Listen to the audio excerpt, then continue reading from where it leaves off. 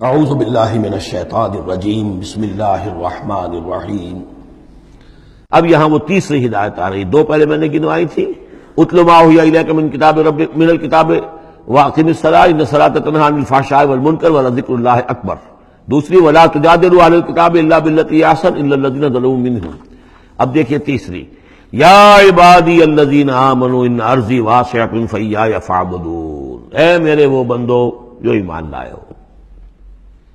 پورے مکی قرآن میں یہ آیت ہے براہ راست خطاب، یا آئے گی آگے چل کر یا عبادی الذین اسرفوا علی انفسہم، بس یا ایھا الذین آمنوا، یہ مکی مدنی دور کی اصطلاح ہے۔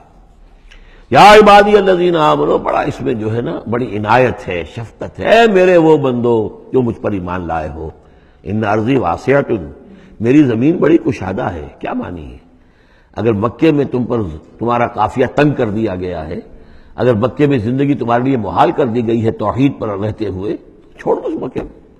یہ ہجرت کا اشارہ ہے، در حقیقت ہجرت حبشہ جو ہے یہ اس کی طرف رہنمائی ہے اس آیت کے اندر، کہ چلے جاؤ، اگر یہاں برداشت سے باہر ہو رہا ہے، تمہارے لیے ناقابل برداشت اگر ہو رہا ہے یہاں کا معاملہ، اور نہیں مزید تو ہندر پاتے، تو اس ملک کو چھوڑ، اس جگہ کو چھوڑ دو۔ یا عبادی الذین آمنوا ان ارضی واسعۃ، میری زمین بڑی کشادہ ہے، فایای فاعبدون، پس صرف میری ہی بندگی کرو۔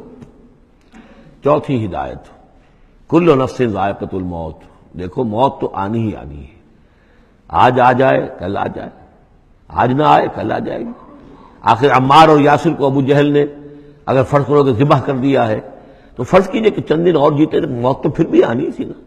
تو کل نفس ذائقۃ الموت، اگر یہ بات ذہن میں رہے کہ موت تو آنی ہی آنی ہے، آج نہیں تو کل، تو پھر بھی انسان جو ہے اس کے اندر ہمت بنی رہے گی کہ میں خام اپنی زندگی بچانے کے لیے حق کو چھوڑوں اور باطل سے ساز باز کروں، اس سے مصالحت کروں۔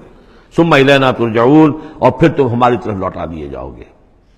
پانچویں بات، والذین آمنوا وعملوا الصالحات لنبوئنہم من الجنۃ غرفا، ہمارے اس وعدے پر پختہ یقین رکھو کہ جو ایمان لائیں گے اور نیک عمل کریں گے، ہم لازماً ان کو جگہ دیں گے اس جنت کے بالا خانوں میں، جو سورہ فرقان کے آخری رکوع میں آیا تھا، اولئک یجزون الغرفۃ بما صبروا، انہیں غرفہ بالا خانہ ملے گا۔ تو من الجنت غرفا، جروں کے بالا خانے ملیں گے جنت کے، تجری من تحت الانہار خالدین فیہا، جس کے نیچے ندیاں بہتی ہوں گی، اس میں وہ ہمیشہ ہمیش رہیں گے۔ نعم اجر العاملین، کیا ہی اچھا ہوگا عمل کرنے والوں کا اجر۔ چھٹی بات، الذین صبروا وعلی ربہم یتوکلون، وہ لوگ کہ جو صبر کریں اور اپنے رب پر توکل کریں۔ صبر کرو اور توکل کرو، دو ہی چیزیں ہیں، جو آئے جھیلو، صبر کرو، برداشت کرو، اور جو کچھ کرنا ہے اس میں توکل اللہ پر ہو، اپنی ذات پر نہیں، اپنی طاقت پر نہیں، اپنی صلاحیت پر نہیں، اپنی ذہانت پر نہیں، اپنی فطانت پر نہیں، اپنی لیاقت پر نہیں، سارا توکل اللہ پر، نہ مادی اسباب و وسائل پر۔ اگلی ہدایت اور آ رہی ہے، وَكَأَيٍّ مِّن دَابَّةٍ لَا تَحْمِلُ رِزْقَهَا، یہ بھی نہ سمجھو کہ تمہارا رزق جو ہے کسی کے قبضے میں ہے وہ روک دے گا، اور تمہیں کیا کھاؤ گے کیا پیو گے۔ وَكَأَيٍّ مِّن دَابَّةٍ، تم دیکھتے نہیں کتنے حیوانات ہیں زمین میں، لا تحمل رزقها، کیا وہ اپنا رزق اٹھائے پھرتے ہیں؟ بڑا پیارے الفاظ ہیں انجیل میں، متی کی انجیل میں حضرت مسیح علیہ السلام کا جو پہاڑی کا وعظ ہے، اس میں انہوں نے اپنے شاگردوں سے خطاب کر کے کہا، کیوں فکر کرتے ہو کہ کیا کھاؤ گے کیا پیو گے؟ جنگل کی چڑیوں کو نہیں دیکھتے؟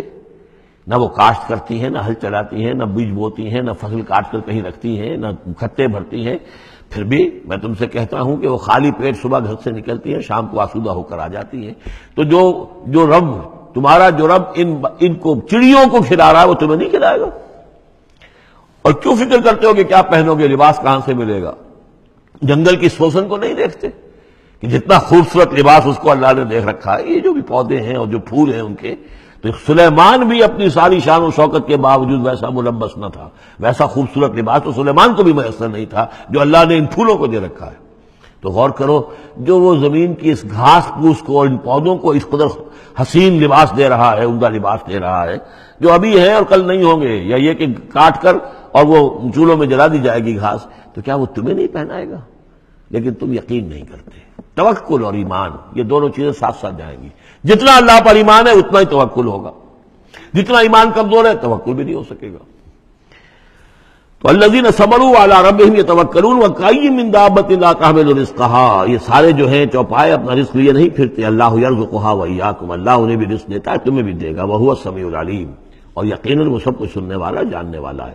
ایسا نہیں کہ اسے معلوم نہ ہو کہ میرا بندہ بھوکا ہے، میرا وفادار، میرا سپاہی، میرے دین کے لیے کام کرنے والا، اسے یہ معلوم نہ ہو کہ اس کو احتیاج ہے، اس کی کوئی ضرورت ہے، وہ نہ معلوم کس کے دل میں ڈالے گا کہ جو اس کے لیے ذریعہ بنا دے گا اس کو، اور اس کی ضرورت پوری ہو جائے گی۔